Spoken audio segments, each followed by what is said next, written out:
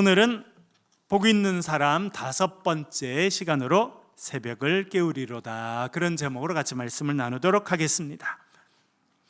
한때 아주 많은 기독교인들이 읽고 사랑했던 책이 있습니다.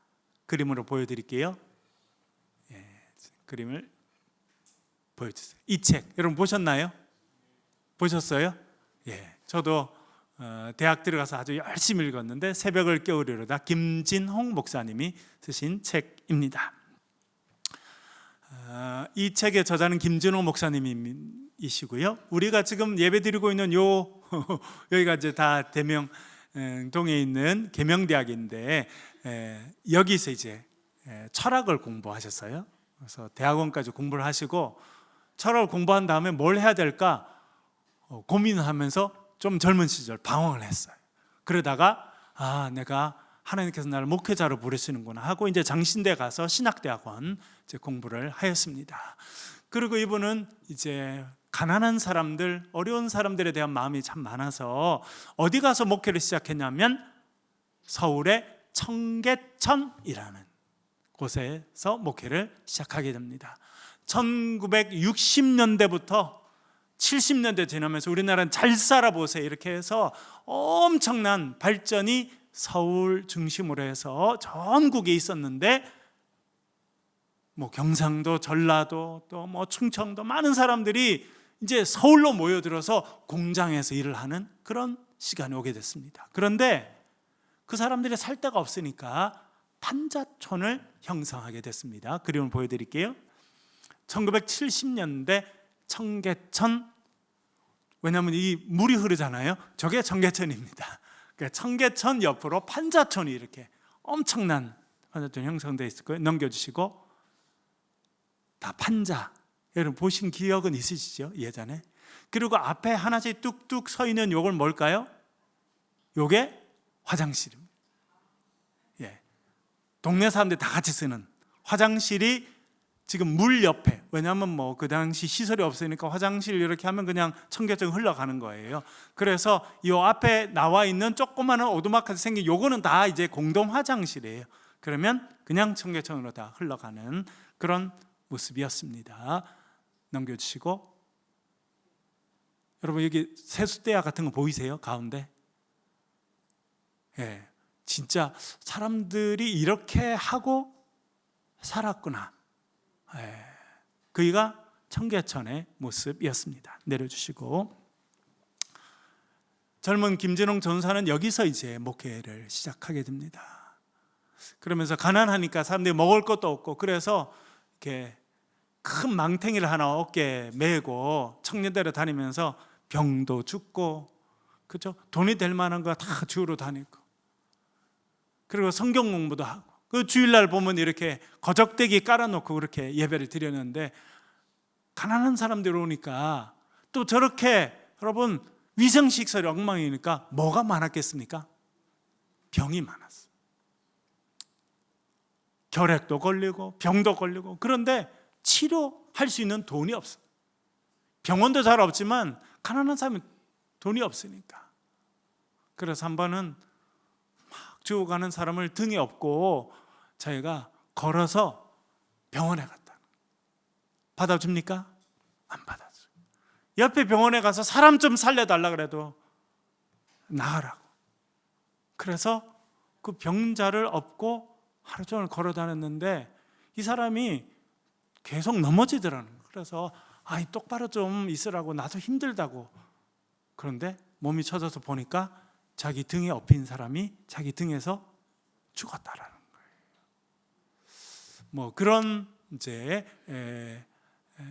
시간을 보내면서 목회를 하면서 그분이 이제 정말 이 사람들에게 희망이 있나 그렇게 생각하면서 성경 말씀을 읽었는데 다윗의 고백을 발견하게 됩니다. 시편 57편 8절 읽어볼게요. 읽겠습니다. 시작. 내 영광아 깰지어다, 비파야 수금아 깰지어다, 내가 새벽을 깨우리로다. 아멘. 말씀을 읽는 중에 이 말씀이 가슴에 탁 다가옵니다.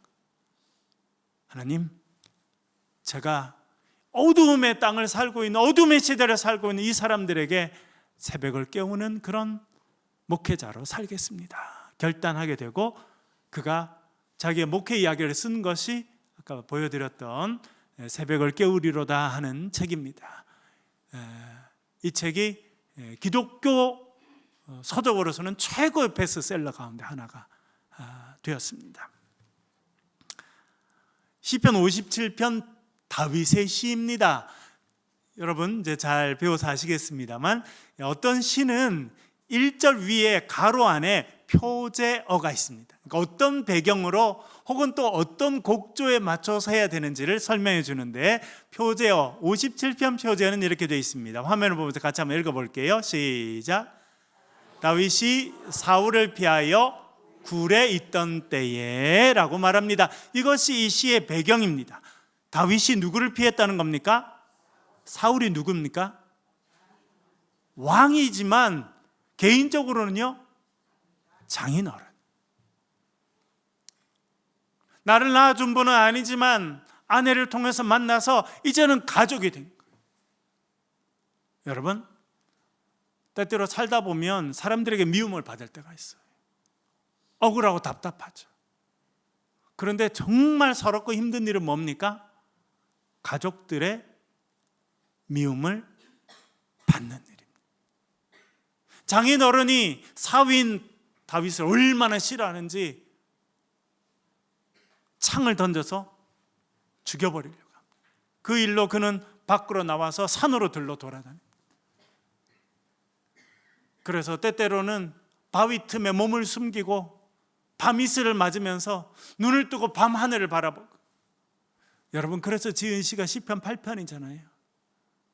주의 만드신 달과 별들을 내가 보니, 주님 그 찬란한 하늘의 달과 별들, 아름다운 그 별들 앞에 너무나 초라한 자기의 모습을 보게 되는데, 하나님께서 자신을 주목해 보신다는 것을 깨닫게 됩니다.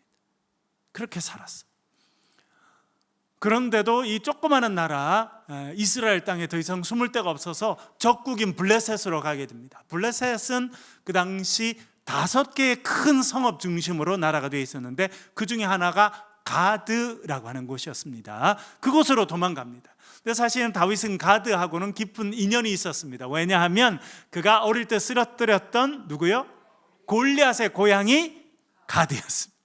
그러니까 가드 사람들이 제일 우리 중에 최고의 인물이다 했던 사람이 골리앗인데, 그 골리앗을 조그마한 꼬마였던 다윗이 그것도 돌멩이를 던져가지고 죽인 거예요. 그러니까 이 가드 사람에게서는 자신들의 자부심을 무너뜨린 사람이 다윗이. 그런데 다윗이 한편 숨어들었는데 가드. 그래서 모른 척하고 사람들이 나를 못 알아보겠지 하고 숨어 있었는데 딱 붙잡힙니다. 그래서 끌려갑니다. 왕 앞에 끌려갑니다.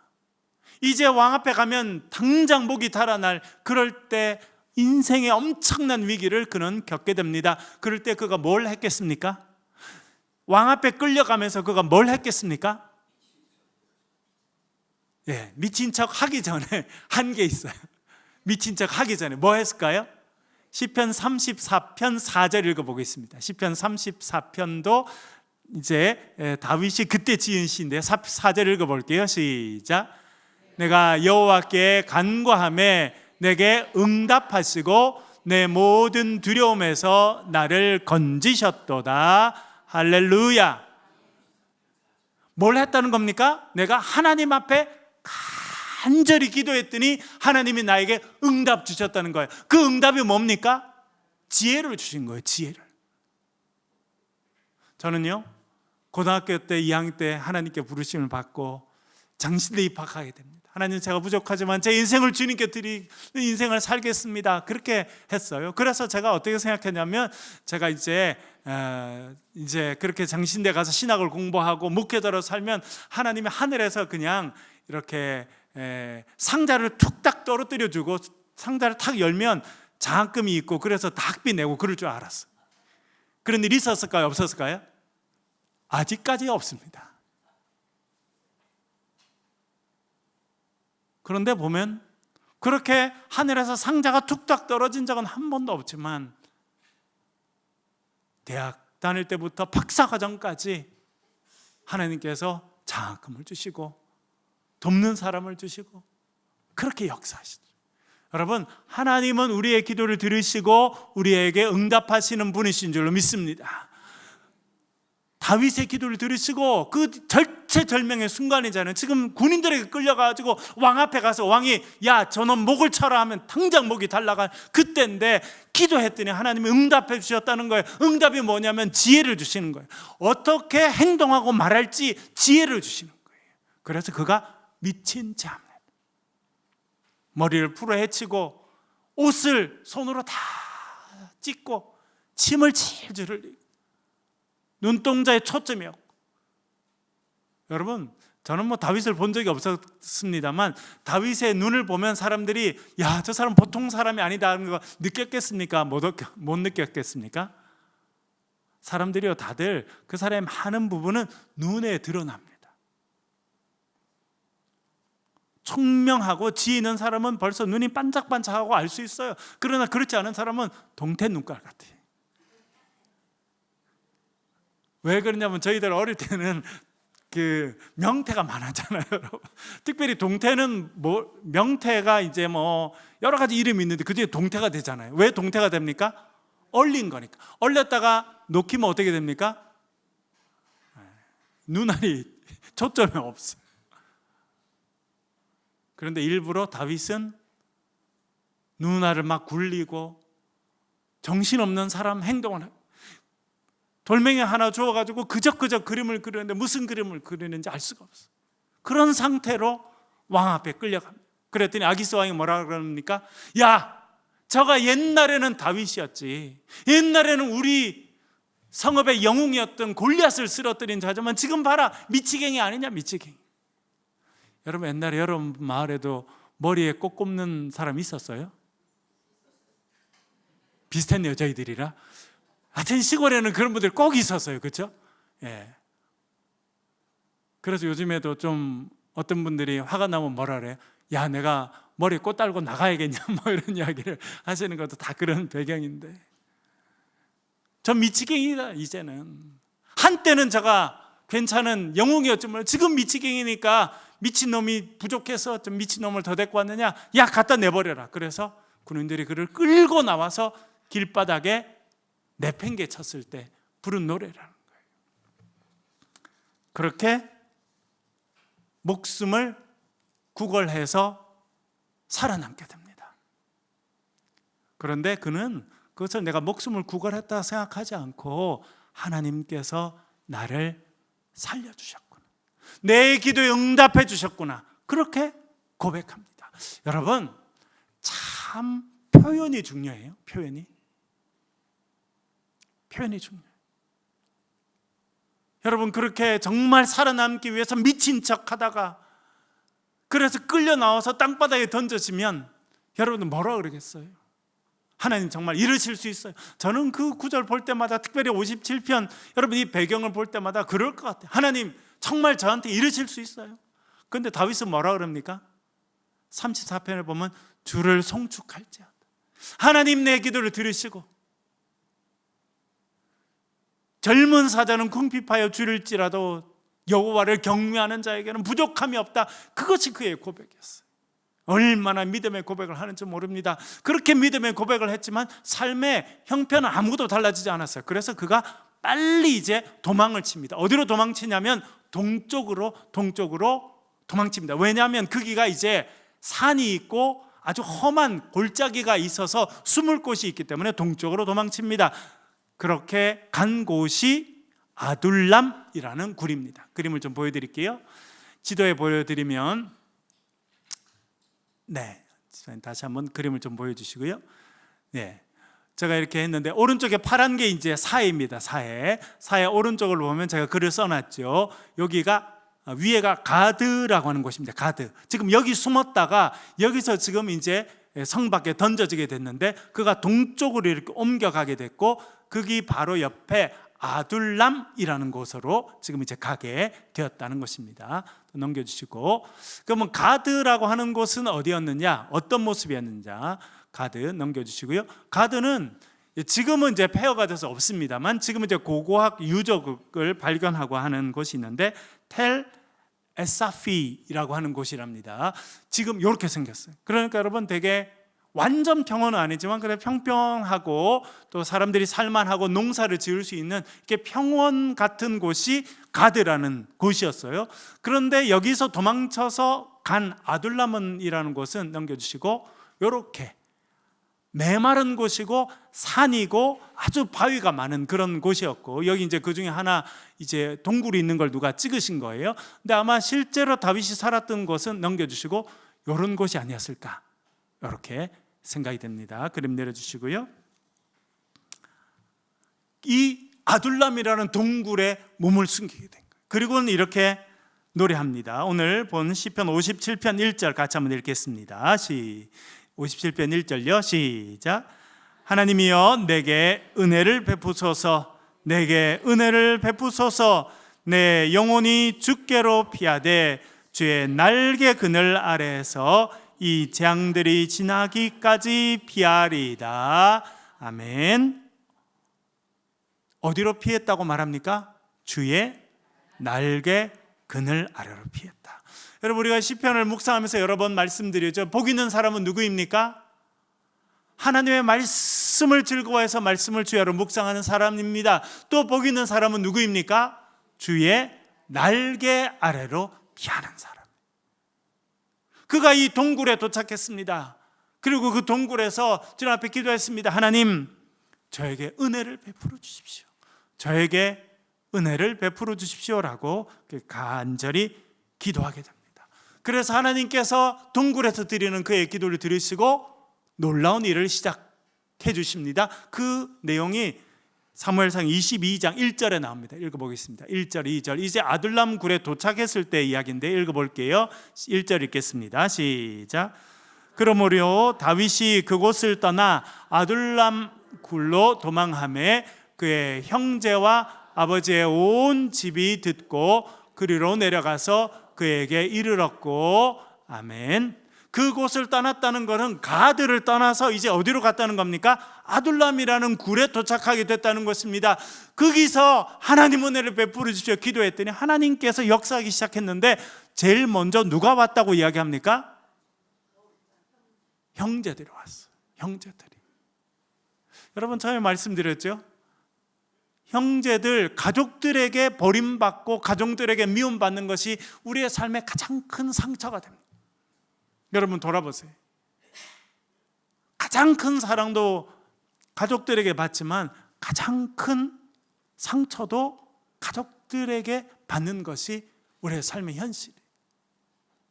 자기의 장인어른 사울이 자기를 죽이려고 그 상처가 얼마나 큰지 모릅니다. 그런데 하나님께서는 이제 아둘람 굴에 도망간 그에게 누굴 보내시냐면 형들을 보내주시고 형들의 가족을 보내주시고, 그가 어릴 때는 형들에게 별로 인정받지 못했어요. 그러나 이제 형들의 마음이 바뀌어서 형들이 동생을 불쌍히 여기게 돼서 그 가족들이 같이 모여서 아둘람 굴에 살게 됐다, 그렇게 말해주고 있습니다. 여러분의 삶에도 때때로 원치 않지만 가족 간에 갈등이 있을 때도 있고 힘든 일이 있을 때도 있잖아요. 섭섭한 게 있을 수도 있잖아요. 그렇죠? 하나님 은혜로 그 모든 것들 해결되고 가정이 주의 은혜 가운데 하나 되는 은혜가 있기를 주의 이름으로 간절히 축원합니다. 그렇게 가족들이 와서 가족의 사랑으로 위로를 받게 됩니다. 여러분, 이 세상의 가장 큰 사랑은요, 가족들이 함께하며 서로 위로하는 사랑이에요. 그걸 받고 다윗이 회복됩니다.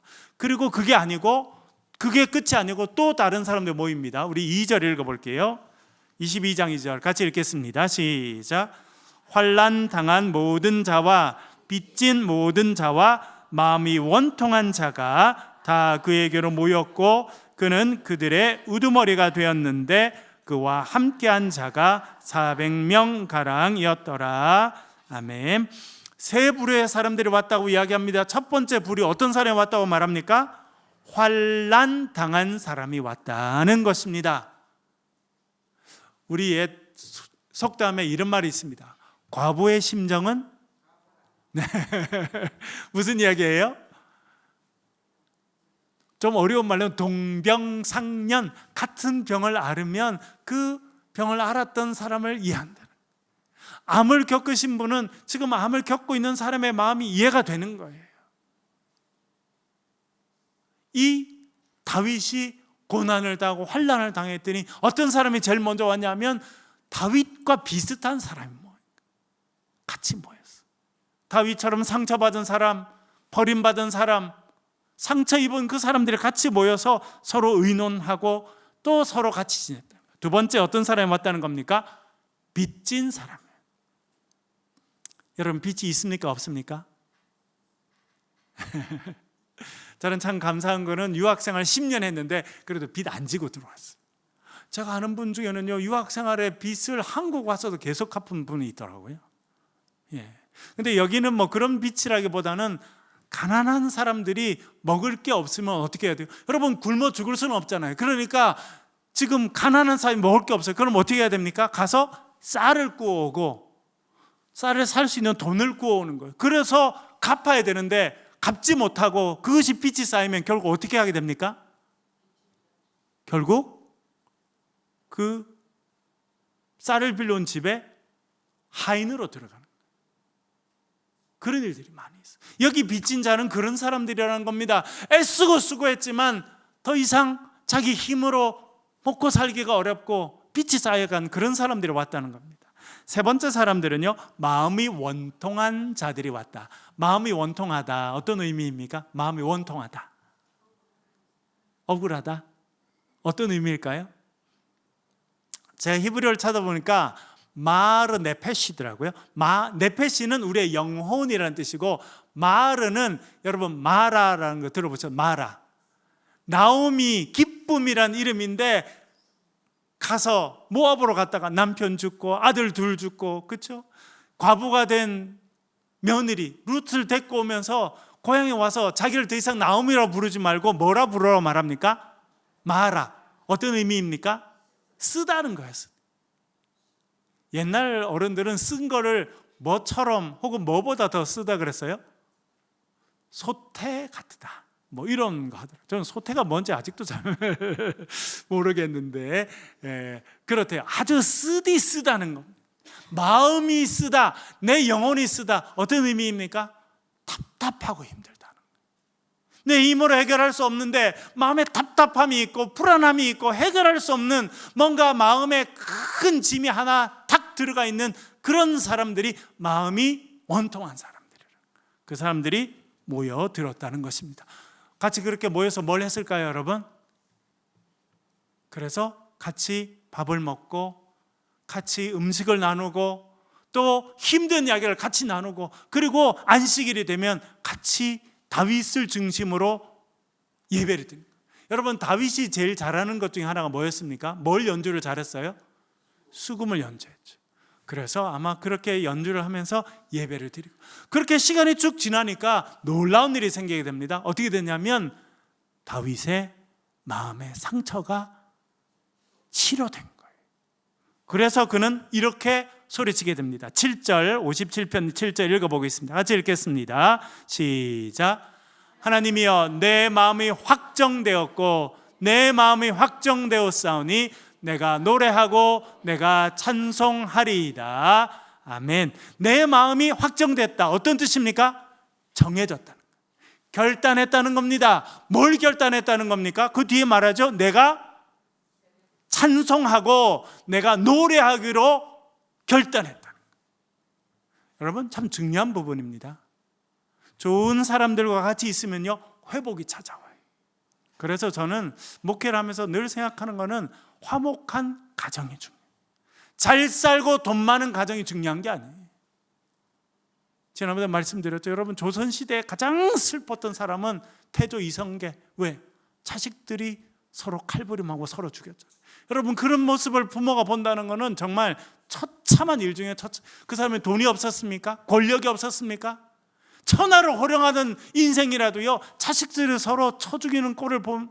그래서 그가 평양으로 가서 자기의 5번째 아들 이방원이 왕이 됐지만 안 봅니다. 이 5번째 아들 이방원, 태종 3번째, 그래서 자기 아버지를 모시고 오려고. 왜?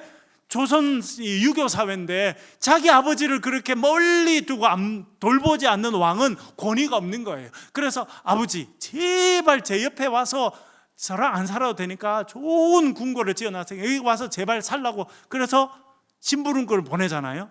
그런데 그렇게 평양, 자기 아버지가 있는 곳으로 보내면 어떻게 됩니까? 아버지가 평양에 함흥, 그 고향이 동북면 함흥이었거든요. 그래서 함흥에 보내니까 어떻게 해요? 목을 탁 쳐서 죽여버려요. 그래서 나온 말이 뭡니까? 함흥 냉면은 너무 좋은데 함흥 차사는 완전히 반대. 그래서 가서 돌아오지 않고 깜깜무소식을 함흥 차사라는 말이 그렇게 해서 나온 거잖아요. 여러분. 얼마나 그랬겠습니까? 그런데 지금 다윗은요, 좋은 사람들, 가족들이 오고 환난 당한 사람들이 와서 같이 먹고 마시고 예배드리고 같이 위로하면서 마음이 회복됐어요. 그리고 그가 결단한 게 있습니다. 그건 뭐냐면 내가 일어나서 새 노래를 부르겠다 결단한 거예요. 내가 노래하고 찬송하겠다고 하는 것은요, 그냥 기쁨이 넘쳐서라기보다는 그가 이제 결단한 겁니다. 나 이제 더 이상 슬퍼하지 않을 거야. 나 더 이상 옛날의 상처에 붙잡혀 있지 않을 거야. 내가 힘들고 어려웠지만 나를 향해서 창을 던졌던 사울 왕이 있었지만 그 사람 생각하지 않고 이제는 내가 새 노래를 불러야겠다. 왜? 많은 사람들이 자기를 보고 있잖아요. 그래서 결단한 겁니다. 여러분, 주님 은혜 가운데 위로를 받으셨으면 새 노래를 부르고 살겠다고 여러분 결단하실 수 있기를 바랍니다. 그 결단을 다시 한번 외친 것이 8절입니다. 읽어보겠습니다. 8절 같이 읽을게요. 시작. 내 영광아 깰지어다, 비파야 수금아 깰지어다, 내가 새벽을 깨우리로다. 아멘. 여기서 내 영광아, 영광이 무엇입니까? 여러 가지 해석이 있습니다만 제가 그중에 제일 마음에 드는 것은 자기의 영혼을 내 영광이라고 생각했어요. 왜냐하면 많은 사람들은 우리의 영혼이 우리의 마음, 심령의 제일 깊은 곳에 있다고 생각했어요. 그리고 인간의 가장 소중하고 영광스러운 것이 우리의 영혼이라고 생각했습니다. 그래서 내 영혼아, 내 영광아 깨어나라. 한숨 가운데 있지 말고, 낙심 가운데 있지 말고, 넘어져서 자빠져 있지 말고, 넘어져 있지 말고 일어나라는 것, 깨어나라, 그렇게 외치고 있습니다. 여러분, 이것은 우리가 지난주에 묵상했던 말씀과 연결되어 있습니다. 42편 5절 같이 한번 읽어볼게요. 읽겠습니다. 42편 5절 같이 한번 읽어보겠습니다. 시작. 내 영혼아, 내가 어찌하여 낙심하며 어찌하여 내 속에서 불안해하는가? 너는 하나님께 소망을 두라. 그가 나타나 도우심으로 말미암아 내가 여전히 찬송하리로다. 아멘. 뭐라 말합니까? 내 영혼아, 내가 어찌하여 낙심하느냐, 어찌하여 불안해하느냐? 너는 하나님께 소망을 두라. 지난주에 말씀드린 것처럼요, 우리의 절망의 시간이 찾아오면 마음이 낙심됩니다. 여러분, 낙심이란 뜻이 뭡니까? 낙심, 떨어진다는 거고, 심은요 심장이 툭 떨어져. 낙심하면, 그러면 아무것도 할 수 없고 힘이 없어지는 거예요. 심장이 역할을 못하니까. 그럴 때 어떻게 해야 됩니까? 내 팔자가 그렇지 뭐. 그렇게 하는 게 아니라 뭐라 말합니까? 내 영혼을 향해, 나를 향해 스스로 선포하는 거예요. 네가 어찌해 낙심하느냐? 어찌해서 네가 불안하느냐? 너는 하나님께 소망을 두라. 오늘 본문에 이야기하면 뭐라 말합니까? 내 영광아 깰지어다, 그렇게 말하는 거예요. 여러분, 이 결단이 늘 여러분의 삶에 있으시길 간절히 축원합니다. 그리고 이렇게 말합니다. 비파야 수금아 깰지어다. 왜 비파와 수금, 우리 찬양대 들고 있는 악기거든요. 악기 보고 왜 깨어나라 그랬을까요? 제가 생각해 보세요. 아니, 물론 자기한테 말한 건 좀 이해가 되지만 지금 수금은 하프 같은 악기인데 그 악기에게 깨어나라, 어떤 의미일까요? 나도 넘어져 있고 너도 넘어지고 그러면 안 된다는 거예요. 일어나라는 거예요. 뭐 할 시간이니까? 찬송할 시간이니까, 새 노래를 부를 시간이니까. 여러분, 때때로 여러분의 삶에 절망이 찾아오고 낙심이 찾아오면 여러분을 집을 향해서, 절망을 주는 걸 향해서 선포하시길 바랍니다. 하나님의 때가 왔으니 일어나라, 선포하실 수 있기를 간절히 바랍니다. 그리고 이렇게 말합니다. 내가 새벽을 깨우리로다. 새벽이 언제입니까? 오늘 아침엔 제가 어제 조금 일찍 잠들었습니다만 새벽에 일어나가지고 그래서 말씀을 또 다시 정리하고 이렇게 하고 있는데, 정말 새벽이 이렇게 깨어나는, 아침에 보니까 아침에 비가 왔거든요. 저희 동네 비가 오니까, 오랜만에 비가 오니까 시원하고 너무 좋고, 근데 보니까 동쪽이 이렇게 쫙 밝아지더라고요. 그때가 새벽이에요. 경계선에 서 있는 시간이 새벽입니다. 어둠에 속해 있기도 하고 어둠의 마지막이고, 그리고 새로운 시작의 처음이 새벽이에요. 제가 예전에 군대에 있을 때 제 아내와 함께 우리 새벽기도 갔다 온 다음에, 특별히 이제 겨울에, 여러분 겨울에 언제가 제일 춥습니까? 밤 12시가 제일 춥습니까? 새벽 6시가 제일 춥습니까? 한겨울에 6시가 제일 추워요. 해 떠오르기 바로 전에 제일 추워요. 그래서 제 아내랑 새벽기도를 마치고 집에 와가지고는 그 식빵을 이렇게 큰 대야 같은 데다가 계란을 막 깨 넣어가지고, 식빵을 계란 안에 쑥 집어넣어서 그거를 이렇게 프라이팬에 하면 프렌치 토스트가 되거든요. 그래서 프렌치 토스트를 2개 하고 가운데다가 이렇게 잼을 발라가지고 그렇게 탁 싸고, 그 다음에는 커피를 끓여가지고 보온통에 넣어서 커피를 이렇게 넣어서, 그래서 부대에 그 경계 근무 쓰는 그 병들 찾아가서 이렇게 주면요, 얼마나 좋아하는지. 네? 이제 막 아무리 이제 뭐 방한 옷을 입고 그래도 추우니까 부들부들 떨고 있다가 그렇게 따뜻한 커피와 그런 프렌치 토스트를 주면 얼마나 좋아하는지 몰라요. 그때가 새벽이에요. 새벽. 새벽을 깨우리라 하는 결단은 뭐냐면, 여러분, 다윗이 새벽을 깨울 수 있지도 않고 다윗이 새벽을 만들어 갈 수 없습니다. 새벽을 깨우시고 새 역사를 이루시는 분은 하나님이세요. 그런데 그가 새벽을 깨우겠다는 건 뭐냐면, 하나님의 구원의 역사에 내가 동참하겠다 결단하는 거예요. 여러분, 이사야 선지자가 하나님의 음성을 듣게 됩니다. 누가 우리를 위해서 가고 내가 누구를 보낼까? 그때 이사야가 뭐라고 합니까? 히브리 말로 힌느니 슐라켄니, 제가 대학 4학년 때 외운 건데 아직도 외우고 있어요. 힌느니 슐라켄니, 주님 제가 여기 있습니다. 사실 그 뜻은 저를 보십시오 이런 뜻입니다. 힌느니, 저를 보십시오. 저는 부족합니다. 죄가 많습니다. 하나님 일을 감당하지 못할 그런 사람이지만 하나님 저를 봐주십시오. 하나님 저를 쓰신다면 제가 가서 주의 말씀을 전하겠습니다. 그것이 새벽을 깨우리로가 되는 거예요. 그래, 김재웅 전사님 그렇게 잘생기지도 못했어요. 그렇죠? 그러나 하나님 제가 새벽을 깨우겠습니다 결단하니 하나님께서 그를 사용해서 많은 사람들 위로하셨습니다. 여러분, 복 있는 사람은 하나님을 바라보고 하나님의 능력 가운데 새벽을 깨우는 사람입니다. 저와 여러분 이렇게 쓰임받기를 주의 이름으로 간절히 축원합니다.